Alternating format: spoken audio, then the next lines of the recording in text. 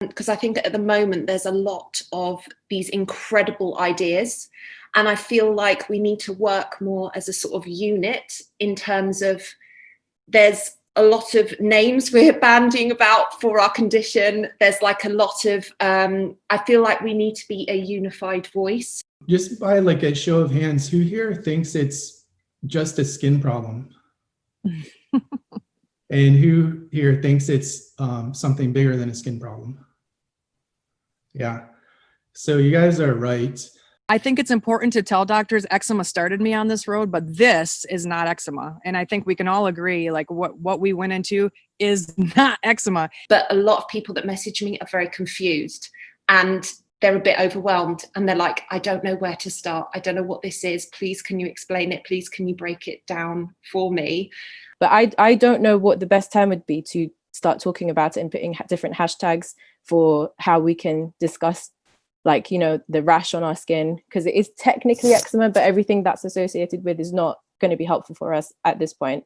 Because the more we try to treat it like eczema, the more we are getting into this situation that we've all ended up in, because we've been treating it like eczema and talking about it like it's eczema from the beginning. What I specifically said to my doctor was, yes, I may have some underlying eczema, but I really want you to try to help me figure out and separate out what could be eczema from what is a reaction and to steroids. And so, because I believe Dr. Lahiri didn't like the term steroid induced, but I feel like that kind of covers if you were using topical steroids, oral steroids, inhaler steroids, it's a steroid induced reaction.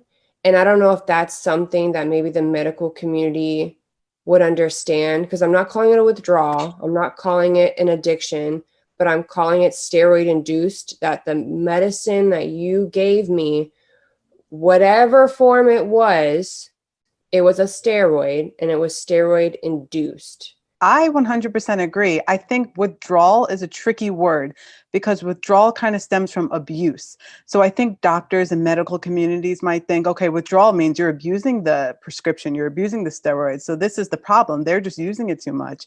I don't know who is going to like their doctors now, but we experiment around with saying these terms and see how they respond. Like, because we can bring it back to the community and see like what your doctors are agreeing to or listening to you, or if they're just shutting you off. That's just a thought that I had. But I do feel like as a community, we do need to establish which one is the best going forward and get rid of maybe two, because I think having three names for one condition does mean that the message gets filtered, and I do think it needs to be strong. Bam, that's the syndrome. Whatever it ends up being, I do think we need to filter. I totally agree with you guys. I mean, TSW is very strong right now, and it's a word that keeps us together, that built this community and got us all together.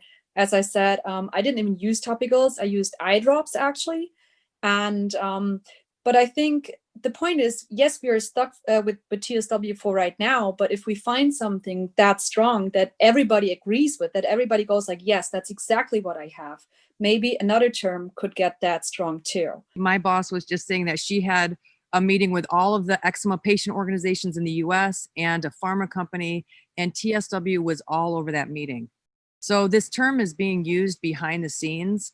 And my only thought is if we move away from it, we might lose a lot of metrics that we could actually get in our favor. It's not the perfect wording, but for right now, it's probably the one encompassing thing at the moment that at least if we hashtagged it and when we talk about it, people know, okay, this is what this community has been about since day one. Maybe starting each post off with the hashtag, this is not eczema. I don't know if that could be quite a powerful tool where it's like, oh, what's this? I don't know if people are in agreement. Maybe if every post started with like something powerful, I think that would be like bam in, I don't know. I was just going to say with the hashtags, is it something that we could also put on our actual Instagram profiles? Because I'm quite new to the kind of Instagram TSW community, but I'll always look at someone's profile in their little bio. And if they mention kind of TSW, this is not eczema, I'm kind of like, okay, that's what I want to be looking at. That is a very good, I like that. So if it was a little segment in the bios, that could be very powerful. Yeah. So there's quite a few people that do just say kind of eczema warrior, which is great. But then I'm like, are they actually going through steroid withdrawal? Have they just got eczema? I don't know. And I think that's kind of what you mean about it gets a bit cloudy. We've sort of discussed all three of the main points in terms of like eczema, and we've discussed sort of a name for our condition. We've also discussed TSW. So, right. So the last point really is a sort of general point about hashtags used. So do we all have like a base of 10 and then we go bam on top of it with like sugar boyfriend, you know, all the ones that, you know. Sugar boyfriend. If we say hashtag this is not eczema, does that pop up in the algorithms with eczema as a hashtag, or would it only pop up when we use specifically eczema? From what I know of hashtags, like it goes into that group. So if we put hashtag eczema, hashtag this is not eczema, the eczema people will see the other hashtags we use. So far, we've got this is not eczema, we've got TSW, we've got topical steroid withdrawal, we've got eczema, we've got dermatology, we've got skincare. Sorry, it's real quick, just the one thing. Can we just like vote to drop, and Louise, I believe, is the one to originally bring this up.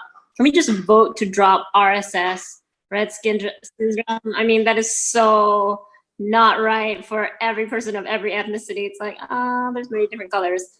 Can we okay, just want to say that. Go on, Cara, sorry. So with the hashtags, does everyone want to start using the same hashtags in their posts, or does everyone want to wait until we've got a name for our condition and then start using that? Let's start now. Now is the best time. Yeah, that's a really exciting start, I think. And definitely if we can maybe spread the word to how eczema is used. I think, I know I'm being boring about this, but I do think it's a very good idea that we just try and just get rid of eczema when we're talking about TSW skin. I think that just needs to be generally filtered out.